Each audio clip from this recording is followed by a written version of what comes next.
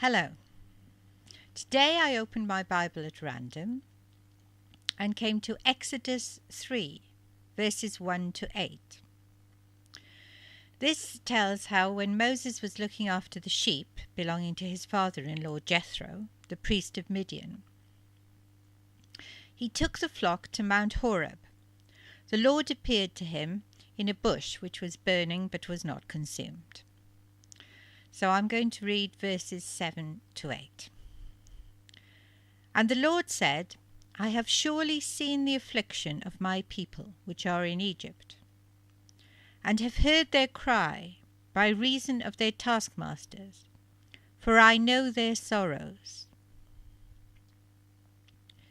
And I am come down to deliver them out of the hand of the Egyptians, and to bring them up out of that land into a good land and a large, into a land flowing with milk and honey. Of course, this passage can be taken to refer not only to the Israelites in Egypt, but to all people who are suffering everywhere. Does it refer to us? Are we suffering under harsh taskmasters? Obviously, some people in the world are still literally doing so. But we in the West are forever being told how fortunate we are. We have plenty of food, some say too much, heating for our houses, cars, television, and so on and so on. Surely we're not crying out to God in suffering, begging Him to save us? But I think we are. The suicide rate is increasing in the very societies that have the highest standard of living. Mental illness is also very prevalent. People shoot total strangers or abuse children. The prisons are packed with people, many of whom should probably be in hospital. So should the vast majority of those sleeping rough in our cities. Many people are unemployed because they are simply not capable of working, or at least not in a highly competitive society, striving for efficiency. All these people are suffering, crying out for help. So, of course, are there victims? Abused children, the families of those murdered, the victims of muggers. Helplines are so jammed that the calls cannot all be dealt with. In the UK, for example, Childline, a line for children who are suffering from physical or sexual abuse, received 2.3 million calls last year, and 1/3 went unanswered.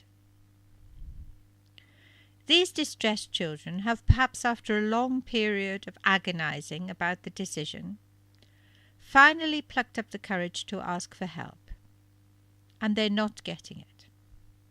Perhaps they will ring back on another day, but perhaps they won't. Even children as young as 8 have been known to commit suicide. Children and young people may also experience distress over examination pressure or the social pressure to conform. Bullying may result if they are in any way different from the rigid social norms. Old people, too, are often suffering. Lonely, confused, with early signs of Alzheimer's, and no one who cares if they live or die. Their time of being productive, useful to society, is at an end, so they can be thrown on the scrap heap as far as our society is concerned. All these people are crying out for help to the rest of us, to governments, to charities, to other members of society, and we should do what we can to help them. But God is the one who can really help, if only they would call to Him. He says, I have surely seen the affliction of my people, and have heard their cry. I know their sorrows, and I am come down to deliver them. He is going to take us into a land flowing with milk and honey. What does that mean? Obviously, it means a land of plenty. True plenty. Not our modern society, where some have plenty, but only by fighting for it every day, paying the price of tranquility and peace of mind, struggling, stressed, afraid to stop or they may lose everything. And others have nothing at all, even insufficient food. Some of them, it is true, have chosen to spend what little money they can come by on alcohol or drugs. But why is this? In a land flowing with milk and honey, with plenty for all, they wouldn't need the temporary comfort that these substances bring. God wants us to have everything we need. In another passage it says that we will sit every man under his vine and under his fig tree, and of sorrow and sighing there should be no more. We shall beat our swords into plowshares, and our spears into pruning hooks. All this, like the phrase about milk and honey, can be understood by all of us, whether we know anything about Holy Land agriculture or not. Plenty, relaxation, safety. No more struggling and fighting.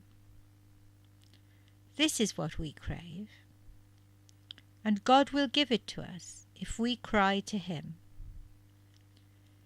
In this vale of tears we can experience these things inwardly, and afterwards outwardly too. God is not far away. He knows our sorrows, and He has the power to deliver us from them.